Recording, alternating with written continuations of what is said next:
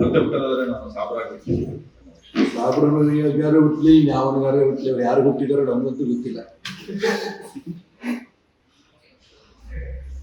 ನೋಡಿ, ಇನ್ನೊಂದು ಘಟನೆ. ಶಿವಮೊಗ್ಗ ಜಿಲ್ಲೆ ಅಲ್ಪಸಂಖ್ಯಾತರ ಕಲ್ಯಾಣ ಇಲಾಖೆ ಎಲ್ಲಾ ಕಚೇರಿಗಳನ್ನ ಮುಸ್ಲಿಂ ಹಾಸ್ಟೆಲ್ ಕಟ್ಟಡಕ್ಕೆ ಸ್ಥಳಾಂತರ ಮಾಡಿದ್ದಾರೆ. ಯಾಕೆ? ಇರೋ ಕಟ್ಟಡ ಏನಾಗಿತ್ತು, ಅಲ್ಲಿ ಜೈನರು ಬರ್ತಾರೆ, ಬೇರೆ ಬೇರೆ ಎಲ್ಲಾ ಸಮಾಜದವರು ಬರ್ತಾರೆ. ಇವ್ರು ಯಾಕೆ ಮುಸ್ಲಿಂ ಹಾಸ್ಟೆಲ್ಗೆ ಕಟ್ಟಡಕ್ಕೆ ಬದಲಾವಣೆ ಮಾಡಬೇಕು? ನಾನು ತಕ್ಷಣ ಜಿಲ್ಲಾಧಿಕಾರಿಗಳ ಮುಖಾಂತರ ರಾಜ್ಯ ಸರ್ಕಾರಕ್ಕೆ ಒತ್ತಾಯ ಮಾಡ್ತೇನೆ. ಮುಂಚೆ ಯಾವ ರೀತಿ ಇತ್ತು ಅಲ್ಪಸಂಖ್ಯಾತರ ಇಲಾಖೆ ಕಟ್ಟಡ ಎಲ್ಲಿತ್ತೋ ಕಚೇರಿ ಅಲ್ಲೇ ಮುಂದುವರಿಸಬೇಕು. ಯಾವ ಕಾರಣಕ್ಕೂ ಮುಸ್ಲಿಂ ಹಾಸ್ಟೆಲ್ ಕಟ್ಟಡಕ್ಕೆ ಅದು ಹೋಗಬಾರ್ದು ಅಂತ ಒತ್ತಾಯ ಮಾಡ್ತೇನೆ. ಇದು ಒಂದು ಕೂಡ ಮುಸಲ್ಮಾನರನ್ನ ಸಂತೃಪ್ತಿ ಪಡಿಸಂತ ಪ್ರಕ್ರಿಯೆಯಲ್ಲಿ ಒಂದು ಭಾಗ.